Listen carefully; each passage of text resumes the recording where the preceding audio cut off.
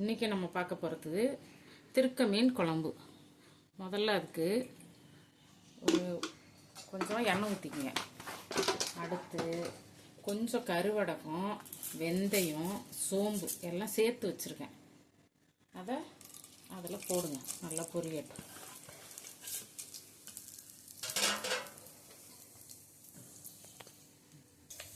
கருவடகம் பொரிஞ்சோன்னா கருவேப்பிலை, அப்புறம் நம்ம நறுக்கி வச்சுக்க சின்ன வெங்காயம், பெரிய வெங்காயம், பூண்டு எல்லாத்தையும் ஒன்றா போட்டு நல்லா வதக்கிக்கோங்க எண்ணெயில்.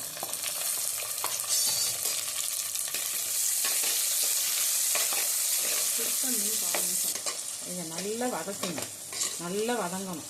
வெங்காயம் நல்லா கண்ணாடி பாத்திரம் மேலே வதங்கணும். இந்த அளவுக்கு வெங்காயம் வதங்கணுன்னா தக்காளி சேர்த்துக்கணும்.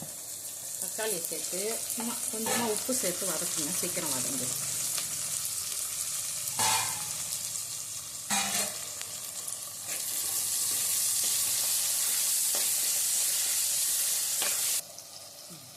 இந்த அளவுக்கு வதங்கினோன்னா ஒரு அரை ஸ்பூன் மஞ்சள்தூள் சேர்த்துக்கணும். மீன் குழம்புல நிறையவே கொஞ்சம் மஞ்சள்தூள் சேர்த்துக்கணும். அதுக்கப்புறம் நம்ம வீட்டில் அரைச்சி வச்சுருக்க மிளகாத்தூள், எல்லா குழம்புக்கும் சேர்ப்போம்ல, சாம்பார், காரக்குழம்பு, தக்காளி தொக்கு, பொரிச்ச குழம்புக்கெல்லாம் சேர்க்குற மிளகாத்தூள் ஒரு 3 ஸ்பூன் போட்டுக்கணும். நமக்கு காரம், மீன் குழம்புக்கு காரம் வேணுங்கிறதுனால வெறும் மிளகாத்தூள் 1 ஸ்பூன் சேர்க்குறேன். 1 ஸ்பூன் ஒரு 1,5 ஸ்பூன் சேர்த்துக்கணும். சேர்த்து இதை அப்படியே எண்ணெயிலே நல்லா வதக்கணும். வதக்கிட்டு ரொம்ப சிம்மில் வச்சுட்டு வதக்கணும். நல்லா இது வதக்கணும். எண்ணெயில் வதங்கினோடனே இந்த பச்சை வாசனம் கொஞ்சம் குறையும். அதுக்கப்புறம் நம்ம கரைச்சி வச்சுருக்க புளியை சேர்த்துக்கணும். புளி தண்ணி கரைச்சி வடிகட்டி வச்சுருக்க புளி தண்ணி. இந்த குழம்புக்கு தேவையான உப்பு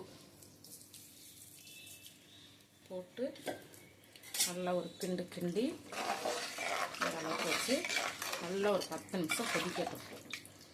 இதுக்கு மற்ற வேறு எதுவும் வேணாம், தேங்காய் அதெல்லாம் வேணாம். லாஸ்ட்டில் இறக்கையில் மட்டும் மிளகுத்தூள் போட்டு இறக்கிடலாம். மூடி வச்சுருக்கேன், கொதிக்கட்டும். நல்லா திறந்து பாருங்கள், குழம்பு நல்லா கொதிச்சிருக்கு. நல்லா கொதித்து இந்த அளவுக்கு திக்காக ஆனதுக்கப்புறம் நம்ம கழுவி வச்சுருக்க நான் ஒரு 3/4 கிலோ திருக்க மீன் எடுத்து வச்சுருக்கேன். இது திருக்க மீன் போட்டு வைக்கிற குழம்பு தான். அதுக்கு தான் பூண்டு, சின்ன வெங்காயமும் நம்ம கொஞ்சம் அதிகமாக சேர்த்துருக்கோம். இந்த டைமில் நம்ம அலசி மீனை கழுவி புளிஞ்சு ஒரு இதில் வச்சுருக்கேன், தண்ணி இல்லாமல். அதை இந்த குழம்புல சேர்த்துக்கணும். மீன் இப்போ போடுறேன். திருக்க மீன் ரொம்ப உடம்புக்கு ரொம்ப நல்லது. திருக்க மீன் சாப்பிட்றதுக்கு குழந்தைங்களுக்கெல்லாம் நிறைய கொடுக்கலாம். ஏன்னா முள் இருக்காது இந்த மீனில், சதை தான் இருக்கும். கிடைக்கிறப்ப வாங்கி செஞ்சு பாருங்கள்.